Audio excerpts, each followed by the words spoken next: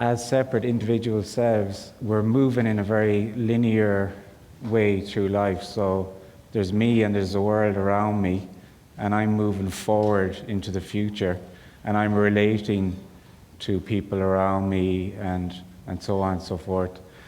And really, this is only apparently real. This feels absolutely real. We feel absolutely. It's not really, for me, it wouldn't be so much a conceptual thing, but it's absolutely energetic that I'm me and there's a world outside me, okay? And I'm moving in time, in space. There are things happening. And the things that happen are arising in time and space. If there's no time and space, there's nothing really happening. So we locate ourselves in time and space, and we're moving forward. And this is the way we experience ourselves as individual selves. It's a really energetically contracted, real feeling of being a me in the world, okay? So it can be seen then that there can be a release from this sense of being a me. And in that release, it's seen that there is no individual self. There is no me, there is no I. There is only what is. And that's it. This is it. This is all that is. This is everything and nothing. There's not everything and nothing. I kind of think of it sometimes like I used to try and conceptualize death, and it was like this big, blobby, black, empty thing, you know? And then there's life. So there's life and there's death. But in actuality, there isn't life and death. There is only what is, which is both life and death. Everything and nothing. This is actually nothing being everything. It's absolutely stunning. Just this now, whatever is happening or appearing to happen, sensations, sounds, you know, the door opening, thoughts, whatever is already what the apparent individual is looking for. Right? It's absolutely amazing that what you're looking for is hiding, apparently hiding, not by being really obtuse and difficult and hard to get at, but it's actually hiding by already being whatever is. It's absolutely amazing. For me, it's totally ingenious way to hide. It's not by being really complicated, it's just already what is. So you're continually overlooking it. You're not seeing that this is all you've ever looked for.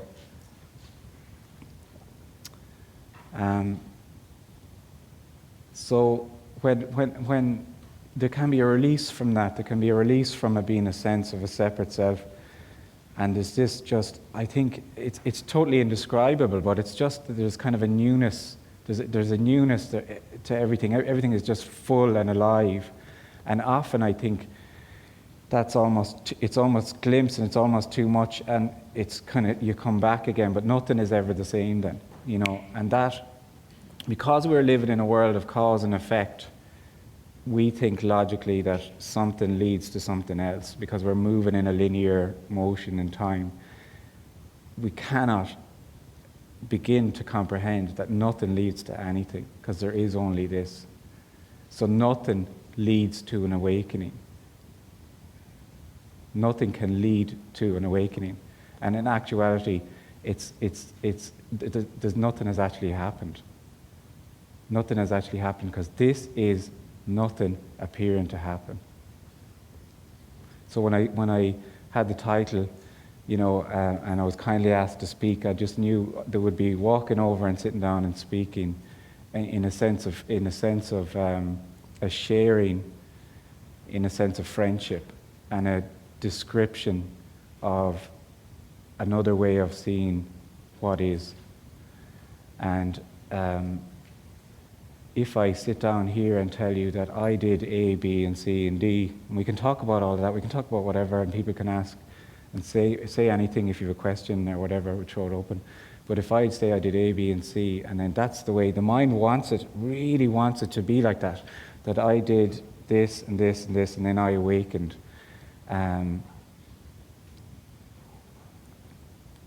You know, it's immensely frustrating to the mind that it's not like that, that nothing leads to anything else, that this is already it, you know. And I find when it's being communicated that there's a resonance to it, there's an energetic resonance to it, that there is only aliveness. I am all that is, nothing and everything.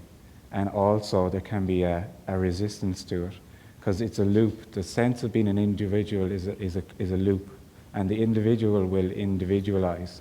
That's what the individual will do. It's a function.